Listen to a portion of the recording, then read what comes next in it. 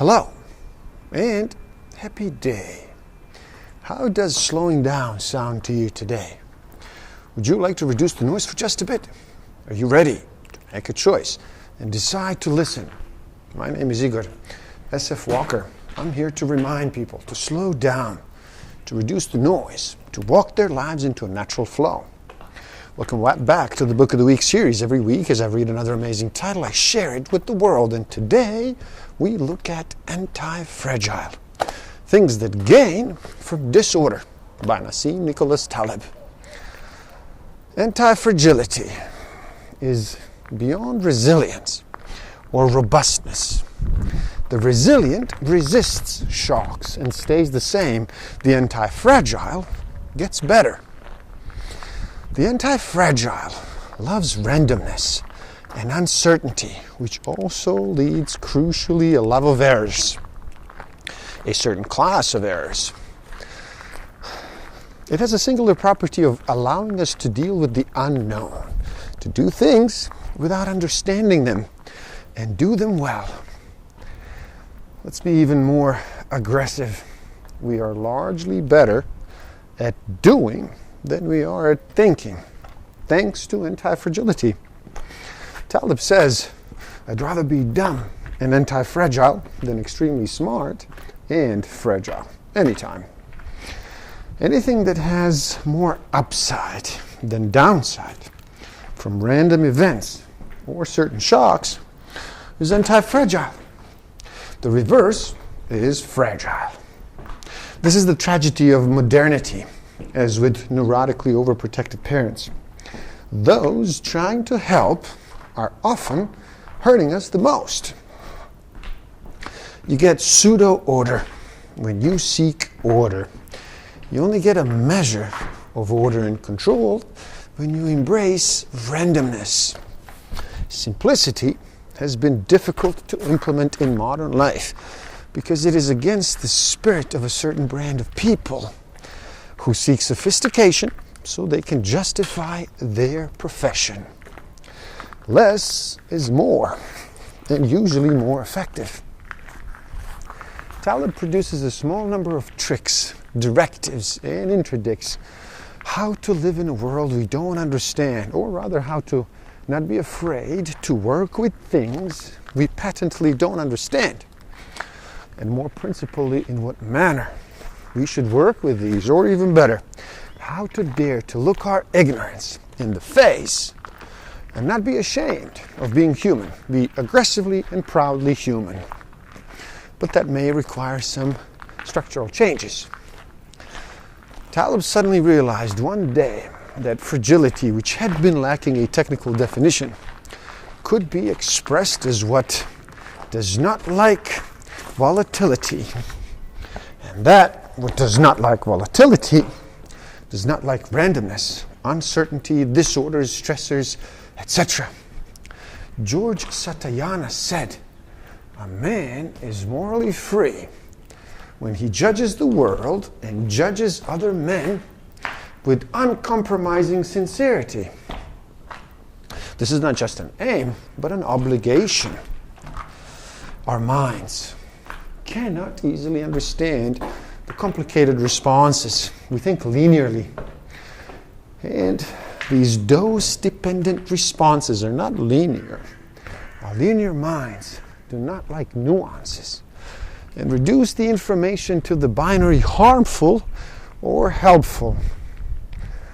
There is a different, stronger variety of anti-fragility linked to evolution that is beyond hormesis. Actually, very different from hormesis. It is even its opposite. It can be described as hormesis, getting stronger under harm.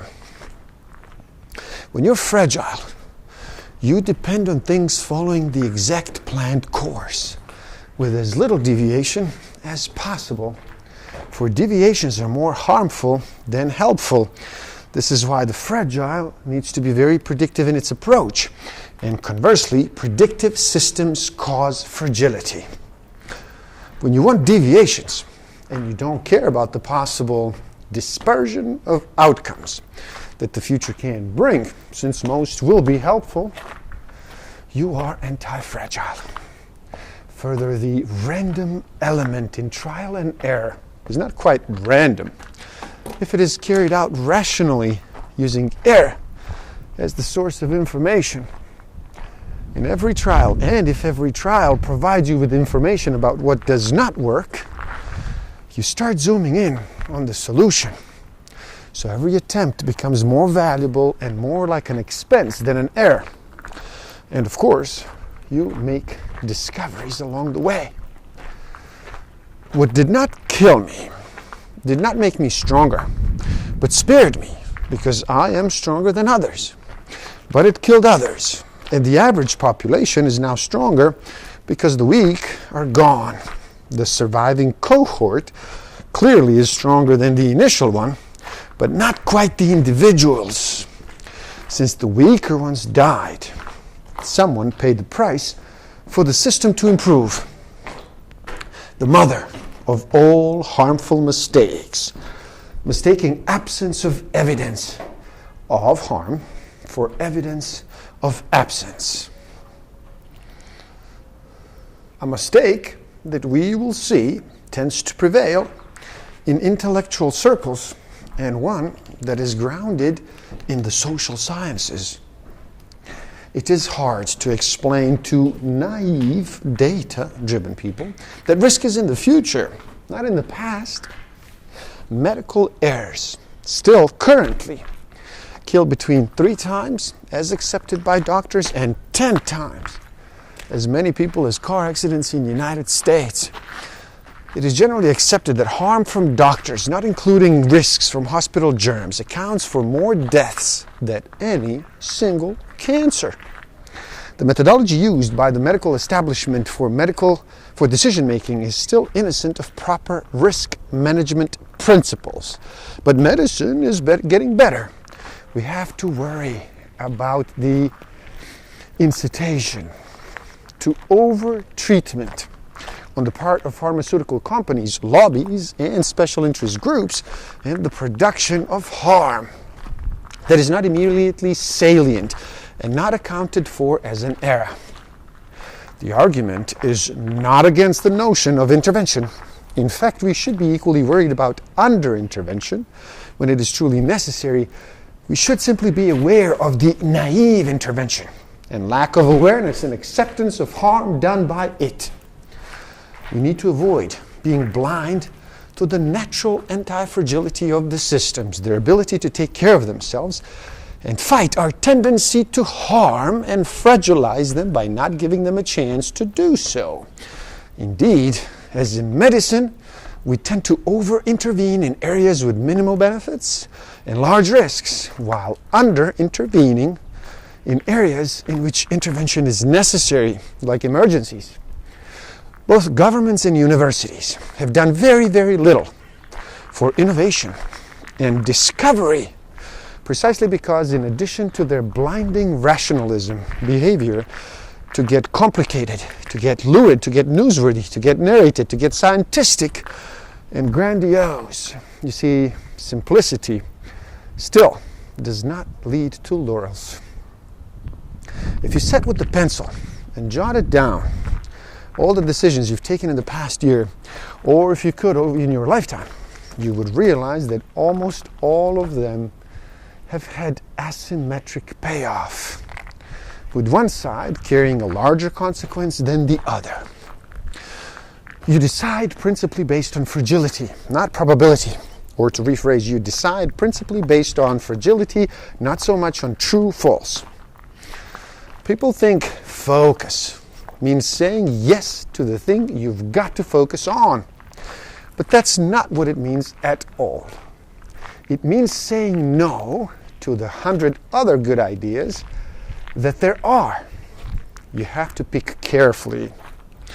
I'm actually as proud of the things we haven't done as the things we have done. Innovation is saying no to 1,000 things. Steve Jobs. If those delivering some messages deemed valuable for the long term have been prosecuted in the past history, one would expect that there would be a correcting mechanism that intelligent people would end up learning from such historical experiences, so those delivering new messages would be greeted with the new understanding in mind. But nothing of the sort takes place.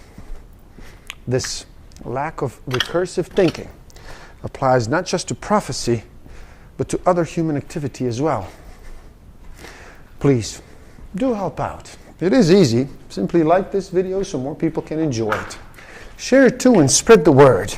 Subscribe to my channel and stay up to date. And the link to this book is in the description below, so buy it and read. Never stop learning. Thank you. Love and respect.